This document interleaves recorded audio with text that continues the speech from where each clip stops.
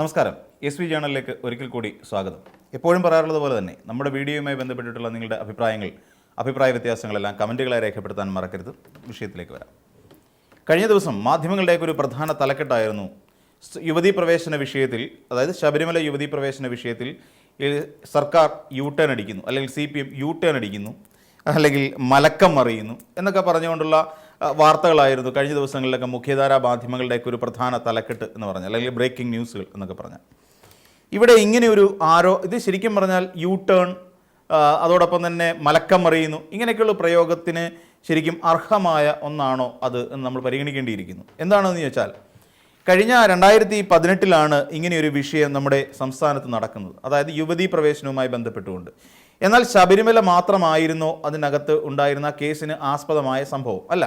ശബരിമലയല്ലാതെ മറ്റ് ഇതുപോലെ മുസ്ലിം ദേവാലയങ്ങളടക്കമുള്ള ആരാധനാലയങ്ങളുമായി ബന്ധപ്പെട്ടുകൊണ്ട് അവിടെ സ്ത്രീകൾ പ്രവേശിക്കുന്നതുമായി ബന്ധപ്പെട്ടിട്ട് ആരാധനാക്രമത്തിൻ്റെ ഒരു സാർവജനീന പ്രസക്തിയെക്കുറിച്ച് മനസ്സിലാക്കുന്നതിന് വേണ്ടിയിട്ടാണ് ഇങ്ങനെ, അതായത് ജെൻഡർ ഇക്വാലിറ്റിയുമായി ബന്ധപ്പെട്ടുകൊണ്ട് നടത്തിയ ഒരു സുപ്രീം കോടതിയുടെ സുപ്രധാന വിധി എന്നൊക്കെ കണക്കാക്കാൻ കഴിയുന്ന ഒന്ന് തന്നെയായിരുന്നു അത്.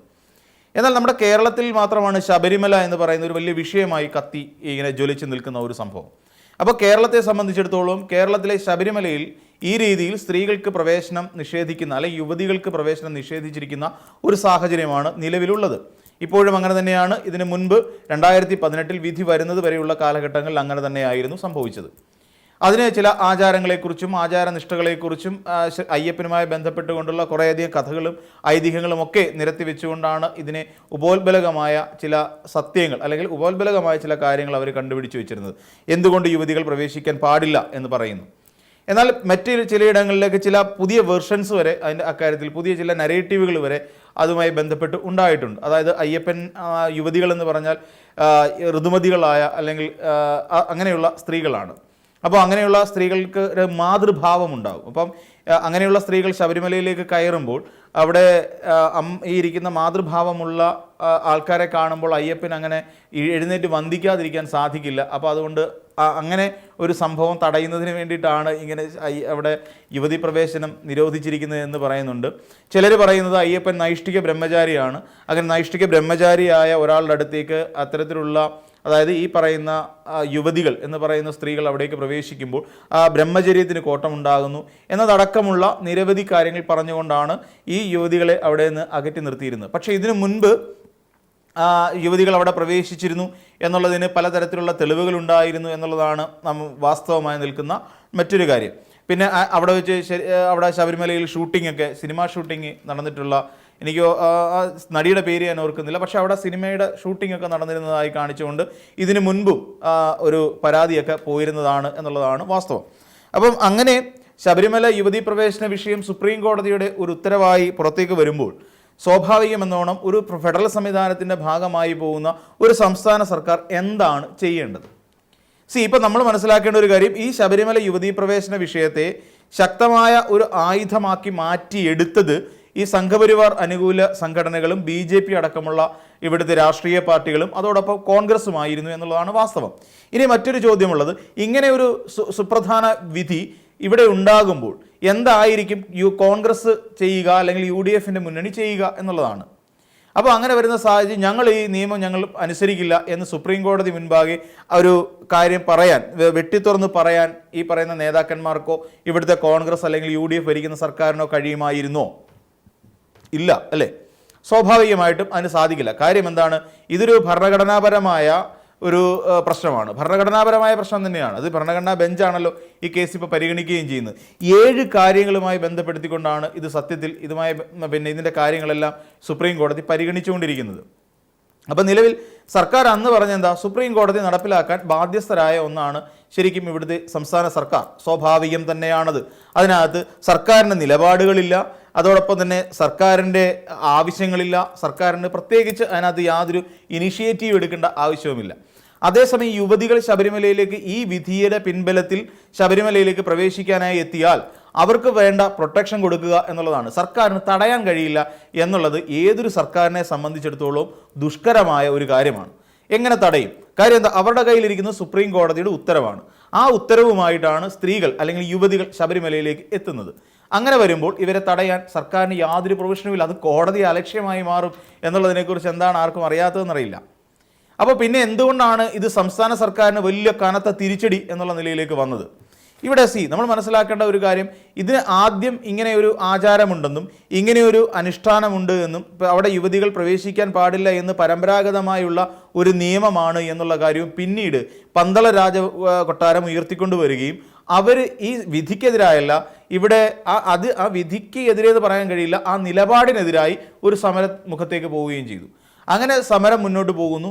സമരം മുന്നോട്ട് പോയതിനെ തുടർന്ന് ഇത് സർക്കാരിനെ വെട്ടിലാക്കാൻ പറ്റിയ ഒരു തന്ത്രമാണ് എന്ന് മനസ്സിലാക്കിയതിനെ തുടർന്നിട്ടാണ് ഈ പറയുന്ന രണ്ട് രാഷ്ട്രീയ പാർട്ടികളും, BJP ആണെങ്കിലും കോൺഗ്രസ് ആണെങ്കിലും, ഈ സമരത്തെ അനുകൂലിക്കുന്നത്. തന്നെയുമല്ല, ഈ പറയുന്ന അന്ന് ഈ പന്തളം രാജകൊട്ടാരം സമരവും ആരംഭിച്ച ആ കാലത്ത് തന്നെ ഉടൻ തന്നെ നമുക്കറിയാം ഇവിടുന്ന് NSSും സമര നാമജപ പ്രതിഷേധം ആരംഭിക്കുന്നു. ഇവർ രണ്ടും പേരും കൂടി ചേർന്ന് നടത്തിയ പ്രതിഷേധത്തെ പിന്നീട് ഇവിടുത്തെ കോൺഗ്രസും BJPയും രാഷ്ട്രീയ ലാക്കോടുകൂടി തന്നെ കണ്ട് നേരിട്ട് ഇറങ്ങുകയായിരുന്നു സമരത്തിലേക്ക്. അപ്പോൾ അന്ന് PS ശ്രീധരൻപിള്ള എന്ന് പറയുന്ന അന്നത്തെ BJPയുടെ സംസ്ഥാന അധ്യക്ഷൻ തന്നെ പറഞ്ഞിരുന്നത് ഇതിനൊരു ഗോൾഡൻ ചാൻസ് ആണ് എന്ന് തന്നെയായിരുന്നു. ആ ഗോൾഡൻ ചാൻസ് നോക്കി പുറത്ത് രംഗത്തേക്ക് ഇറങ്ങുന്നു.